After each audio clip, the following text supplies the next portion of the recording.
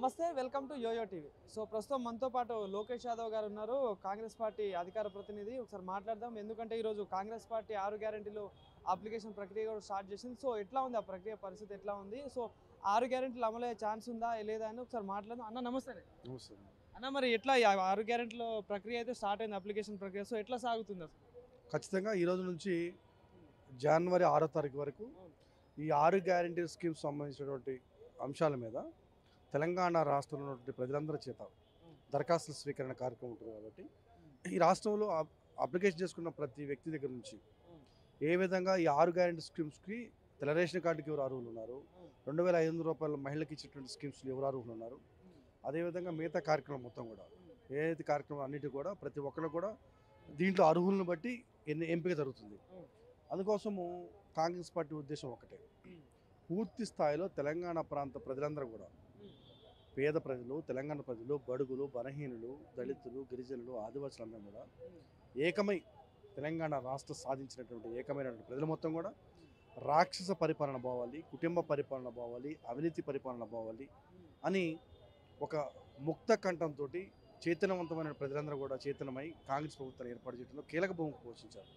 వాళ్ళ ఆశల్ని అడియాసలు చేయకుండా, వారి నమ్మకాన్ని వమ్ము చేయకుండా, ప్రతి పేదవాడి కళ్ళలో ఆనందం చూసే విధంగా, ప్రతి పేదవాడి యొక్క గడప తట్టి ఈ సంక్షేమ ఫలాలు అందే విధంగా మా కార్యక్రమం ఉండబోతుంది. కాబట్టి దాబరా ఖర్చులు పెట్టకుండా ఈరోజు ఈ 10 సంవత్సరాల్లో 9.5 సంవత్సరాల్లో బీఆర్ఎస్ ప్రభుత్వంలో విపరీతమైన అవినీతి జరిగింది, సంక్షేమ కార్యక్రమాల్లో అవినీతి జరిగింది. అనర్హులకి అర్హులుగా ప్రకటించి ఈరోజు 100 ఎకరం ఉన్నోడికి, 500 ఎకరం ఉన్నోడికి, 600 ఎకరం ఉన్న మల్లారెడ్డికి కూడా ఈరోజు రైతు బంధు ఇచ్చే కార్యక్రమం, అదేవిధంగా 150, 200 ఎకరంలో తెల్ల రేషన్ కార్డు ఉండే విధంగా. అందుకోసం ఏంటంటే మా లక్ష్యం ఒకటి, అర్హులకి అందాలా, పేదవాడికి అందాలా, మనం పెట్టే ప్రతి రూపాయి పేదవాడికి అందాలా, మనం ఖర్చు పెట్టే ప్రతి రూపాయి పేదవాడికి సంక్షేమకు ఉపయోగించాలనేది మా లక్ష్యం. ఆ లక్ష్య సాధనలో భాగంగానే అర్హులు గుర్తించాలనేది ప్రధాన ఎజెండాగా అందరూ అప్లై చేసుకున్న తర్వాత, అన్ని కార్యక్రమాలకు అప్లై చేసుకున్న తర్వాత మొత్తం స్కూటీ చేసి ఎవరు అర్హులు ఎవరు అనర్హులు, ఒకవేళ అర్హత సాధించడానికి కూడా ఏ విధంగా చేయాలి వాళ్ళని కూడా వదిలిపెట్టే ప్రసక్తి లేదు. ఈ రాష్ట్రంలో ఉన్న ప్రతి ఒక్క వ్యక్తికి కూడా సంక్షేమ ఫలాలు అందాలా, ప్రతి పేదవాడికి ప్రతి వ్యక్తికి కూడా అందాలా, ప్రతి అనర్హులు కూడా ఏ విధంగా మన అర్హత సాధించే విధంగా మనం ప్రయత్నం చేద్దాం కార్యక్రమం ఉంటుంది. కాబట్టి ఎవరు అధైర్యపడద్దు. ముందు ఆ దరఖాస్తు ఫారం ఏదైతుందో ఆ దరఖాస్తు ఫారం చేసి దాన్ని ఫిలప్ చేసి ఏ కార్యక్రమాలకి మీకు ఏం కావాలో, ఏ సంక్షేమాలు కావాలో ఏంటనేది ఒక విధానాలు ఉన్నాయి. కాబట్టి వాటిని అప్లై చేసుకోవాలనేది ఒక పెట్టినాం.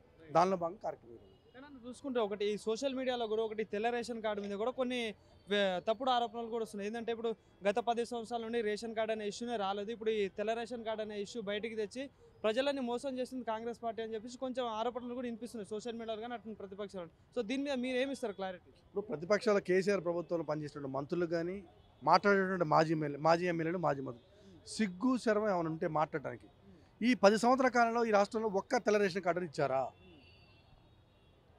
ఒక్క రేషన్ కార్డుని మీరు ఇచ్చారా? ఇవ్వకపోగా ఇప్పుడు మాట్లాడే అవినీతి జరుగుతుంది.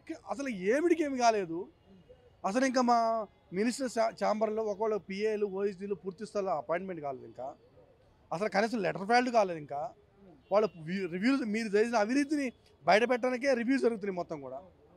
పూర్తి స్థాయిలో ఇంకా ఏం పరిపాలన కొనసాగలేదు. ఇంకా అవినీతి జరిగింది, రేషన్ కార్డులో అవినీతి జరిగింది. అసలు సిగ్గు మాట్లాడే మాటలో మనం ప్రజలు చూస్తున్నాను, ప్రజలంతా కూడా. అసలు నువ్వు తెల్ల రేషన్ కార్డు ఒకటి కూడా 10 సంవత్సరాల కాలంలో ఒక రేషన్ కార్డు ఇచ్చినవా? ఇవ్వకపోగా ఇప్పుడు మళ్ళీ అవినీతి ఆరోపణలు. అంటే దొంగ ఎవడా, దొంగ అన్నట్టుగా అసలు నువ్వే దొంగవి, నువ్వే పెద్ద అవినీతి పరుడివి, నువ్వే ఒక రాక్షస పరిపాలన చేసినావు, నువ్వే కుటుంబ పరిపాలన చేసినావు, నువ్వే అవినీతి చేసి మళ్ళీ దొంగ అంటున్నావు. ఇలాంటి నీచమైన మాటలు మానుకోవాలి. మానుకోపోయి ప్రజలు మీ బుద్ధి చెప్పారు ఆల్రెడీ. తీసుకెడితే నేలకేసి కొడితే అవతల పడ్డారు మీరు. ఇంకా సిగ్గు లేకుండా మాట్లాడే మాటలు మానుకోవాలి. ప్రజా జీవితంలో ఉన్నాం మనం, ప్రజలందరూ మనం చూస్తున్నాం. మనం విజ్ఞత గల పౌరులుగా, ప్రజా సంక్షేమం కోరేటువంటి వ్యక్తులుగా ప్రజలకు ఉపయోగపడే 4 మాటలు మాట్లాడండి, 4 సలహాలు ఇవ్వండి, చూసిస్తే తీసుకోవడానికి మేము సిద్ధంగా ఉన్నాం. పిచ్చి మాటలు మాట్లాడి, పొగరబోతు మాటలు మాట్లాడి, ఇంకా మేము ప్రభుత్వంలో ఉన్నాము, ఇంకా టీఆర్ఎస్ పార్టీ మంత్రులు మేమన్న విధంగా మాట్లాడటం ఈ సభ్య సమాజానికి మంచిది కాదు. ఇది ప్రజా జీవితంలో మంచి కార్యక్రమం కాదు. కాబట్టి ప్రజలందరూ కూడా నేను ముఖ్యంగా టీఆర్ఎస్ పార్టీ నాయకులకి, ఎమ్మెల్యేలకి, మాజీ మంత్రులు చెప్పేది ఒకటి, ఇప్పటికైనా మీరు విజ్ఞతతో పరిపాలన చేయండి, విజ్ఞతతో ఆలోచన చేయండి. ఇలాంటి కార్యక్రమాలు, కారుకోత మాటలు మానండి. ఇంకా మేము రేషన్ కార్డులు దరఖాస్తులు తీసుకుంటే మీరు అవినీతి జరిగింది అంటున్నారు. ఇలాంటి కార్యక్రమం మానుకోవాలని చెప్పి విజ్ఞప్తి చేస్తున్నాను. ఇంకోటన్నా చూసుకుంటే ఏదైతే ఇప్పుడున్న మొన్న శ్వేతపత్రం కూడా రిలీజ్ చేశారు, ఏదో 6.5 లక్షల కోట్ల అప్పు ఉంది. సో ఈ క్రమంలో మరి కాంగ్రెస్ పార్టీ 6 గ్యారెంటీలు ఎట్లా ముందుకెళ్ళబోతుంది, మరి సక్సెస్ అయ్యే ఛాన్స్ ఉంది? 100% మేము సక్సెస్ అవుతాం.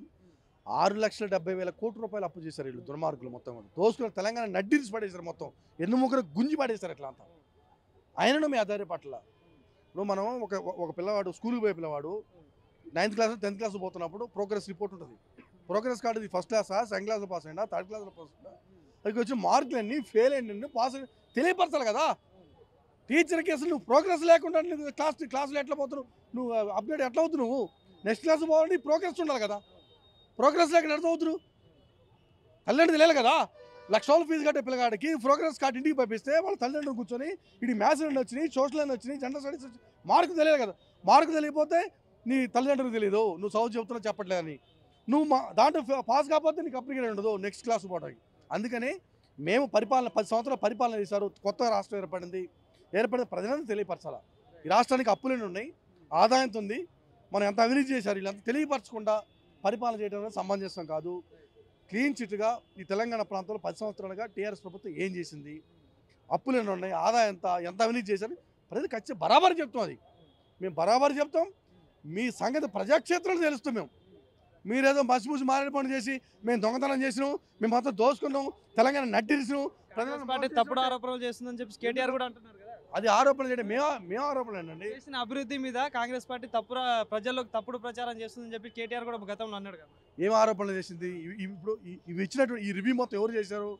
ఐఏఎస్ ఆఫీసులు ఇచ్చారు.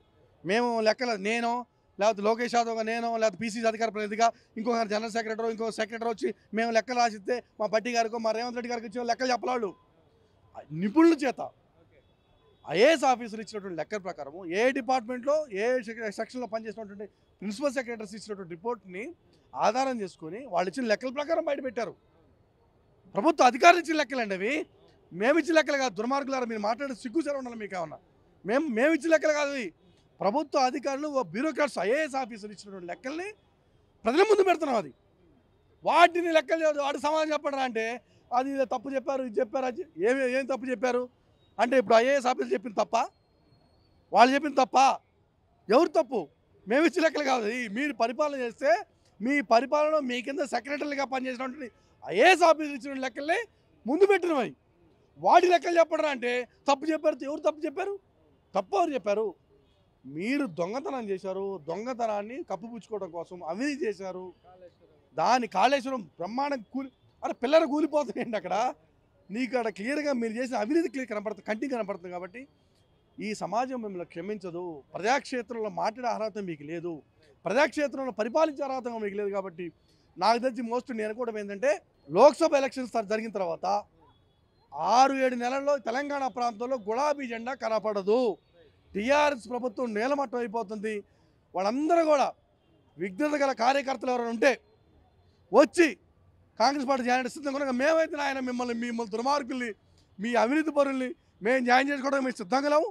దొంగలు తయారైన ముఠా బయలుదేరింది మొత్తం వచ్చి కండలు కప్పుకో మేము వస్తాం అంటే మా పార్టీలో పనిచేసినాడు వాళ్ళ రక్తాన్ని. ఇప్పుడు వచ్చే లోక్సభ ఎన్నికల్లో కూడా ఎట్లా ఉండబోతున్నారు కాంగ్రెస్ పార్టీ కార్యాచరణ? మరి బ్రహ్మాండంగా మేము ఖచ్చితంగా 17కి 16 గెలుస్తాం.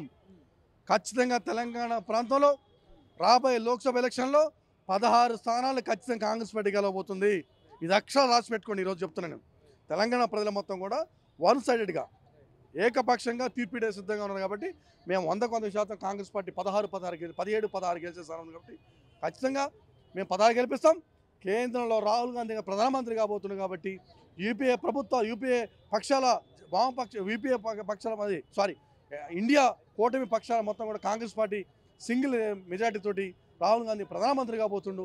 తెలంగాణ ప్రాంతంలో 16 మంది ఎంపీలు గెలవబోతున్నారని చెప్పి బీజేపీ కూడా ఒక మాట ఉంది. ఇప్పుడు గల్లీలో గెలవకపోయినా ఢిల్లీలో మాత్రం కంపల్సరీ బీజేపీ వస్తుందని చెప్పేసి బీజేపీ వాళ్ళు కూడా వాళ్ళకంత సీల్ లేదు. 10 సంవత్సరాలు ఇక్కడ కేసీఆర్ ఏ విధంగా పొందబెట్టారో కేంద్రంలో కూడా ప్రజలందరూ కూడా బీజేపీని పొందబెట్టడానికి బీజేపీ అవినీతి ప్రభుత్వాన్ని, కుల ప్రభుత్వాన్ని, మత ప్రభుత్వాన్ని ప్రాంతాల పేరుతో, మతాల పేరుతో, కులాల పేరుతో, వర్గాల పేరుతో విధించి దేశాన్ని ముక్కలు చేయాలని ఒక కుటిల బుద్ధితో రాక్షస క్రీడ ఆడుతున్నటువంటి విజయ ప్రభుత్వాన్ని అంతమోదించడానికి ఈ దేశంలో ఉన్నటువంటి 140 కోట్ల మంది ప్రజలు ఆరుమంటూ ఓటేస్తే ఈవీఎంలు మొత్తం బద్దలు పగిలిపోయే విధంగా కారు గుర్తు ఏ విధంగా అయితే పారిపోయిందో ఈరోజు కమలం పువ్వు మొత్తం వాడిపోయే విధంగా అస్సగుర్తు ఓటడానికి సిద్ధంగా ఉన్న ప్రజలు మొత్తం కూడా మేము ఫుల్ మెజార్టీగా ఏకపక్షంగా మొత్తం కాంగ్రెస్ పార్టీ ఫుల్ మెజార్టీగా సింగిల్ లార్జెస్ట్ పార్టీకి దేశంలో అవతరించబోతుంది.